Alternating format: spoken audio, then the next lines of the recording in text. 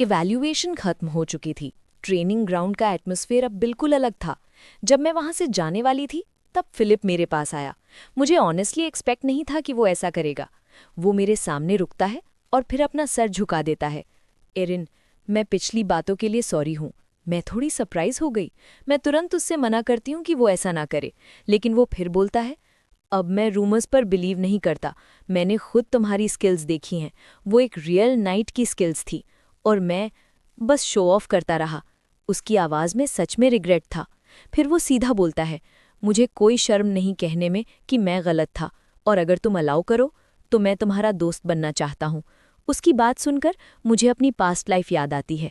पिछली बार सब कुछ डिफरेंट था, लेकिन अब फिलिप भी चेंज हो गया है, और अगर ये चेंज हो सकता है तो इसका मतलब प्रिंस भी नहीं मरेगा। इस थॉट के साथ मैं फिलिप का हैंडशेक एक्सेप्ट करती हूँ और फिर मैं सीधा प्रिंस फर्डिनांडो की तरफ चल पड़ती हूँ। मैं उससे बोलती हूँ कि मुझे उससे अकेले में बात करनी है। हम थोड़ा साइड में चले जाते हैं, लेकिन जब एक्चुअल में बोलने का टाइम आता है मैं कुछ बोल ही नहीं पाती। टाइम बीत रहा होता है और मैं सिर्फ वर्ड्स ढूंढ रही होती हूँ। तभी प्रिंस मेरी तरफ देखता है और उसकी नज़र मेरी इंजर्ड हाथ पर पड़ती है। वो कामली बोलता है, मेरे पास तुम्हारे लिए बहुत टाइम है, लेकिन उसके बाद तुम सीधा इन्फर्मरी जाओगी। और फिर वो अपना रुमाल निकालकर मेरे हाथ पर बांध देता है। मैं थोड़ी स्टंड हो जाती हूँ। मेरे दिमाग में एक ही थॉट आता है, प्रिंस सबके साथ काइंड है। वो हमारी एंगेजमेंट को शायद पसंद नहीं करता, लेकिन फिर भी वो मेरे साथ कभी रूड नहीं होता।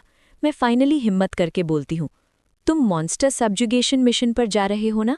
वो थोड़ा सरप्राइज होता है। हाँ, तुम्हें किसने बताया? कैरॉन ने। मैं हेड नॉट करती हूँ और बताती हूँ कि कैरॉन भी रोस्टर टीम में है। फिर मैं उसकी तरफ देखकर बोलती हूँ, तुम्हें मेरे लिए कुछ करने की ज़रूरत नहीं है। ये सुनते ही प्रिंस फर्डिनांडो क्लियरली शॉक हो जाता है। उसने शायद एक्सपेक्ट नहीं किया था कि मैं ऐसा बोलूँगी। सीन फिर शिफ्ट होता है प्रिंस के ऑफिस में। वहाँ रोस्टर टीम के मेंबर्स ऑलरेडी प्रेजेंट है, प्रिंस और मैं छोड़कर। रूम में कैरॉन है, डेरिक है, लिलिया है और एमॉन भी। डेरिक डिस्कशन स्टार्ट करता है। वो ऑलमोस्ट लीडर की तरह मॉन्स्टर सब्जुगेशन मिशन एक्सप्लेन कर रहा होता है। ये एकेडमी का सबसे इम्पॉर्टेंट इवेंट है। इसमें रोस्टर टीम के मेंबर्स सिलेक्ट होते हैं, एकेडमी के बेस्ट स्वॉर्ड्समैन, और फिर वो रॉयल नाइट्स के साथ मॉन्स्टर से लड़ते हैं। तभी एमॉन बोलता है, लीडर तो फर्डिनांडो है। डेरिक हल्का सा स्माइल करता है, मैं बस प्रिंस के लिए लॉयल हूँ। फिर डेरिक एक लिस्ट देखता है और बोलता है, लेकिन इस लिस्ट में एक अनएक्सपेक्टेड नाम है, एरिन लिसिस। एमॉन तुरंत रिएक्ट करता है, तुमने उसकी स्किल्स देखी थी? उसने advance level techniques perfectly perform की थी। डेरिक बोलता है, हाँ, ये किसने नहीं देखा? लेकिन उस वक्त कैरॉन चुप खड़ा था। वो क्लियरली कुछ सोच रहा था। उसके दिमाग में एक ही सवाल चल रहा था, एरिन ने हमारी फैमिली की टेक्निक इतनी अच्छी कैसे यूज़ की, जबकि उसने कभी क्लासेस नहीं ली? हाँ, वो बचपन में मुझे देखकर कॉपी करती थी, लेकिन वो बहुत पहले बंद हो गया था। और अचानक कैरॉन खड़ा हो जाता है, नहीं, मेरी बहन किसी मिशन पर नहीं जाएगी, मैं उसे जाने नहीं दूंगा। रूम सडनली क्वाइट हो जाता है और तभी लिलिया जोर से हंसने लगती है। कितनी टचिंग सिबलिंग स्टोरी है। फिर वो कैरॉन के पास आती है और धीरे से बोलती है, मेरा भी एक भाई था, लेकिन अब मैं उसे कभी नहीं मिल पाऊंगी।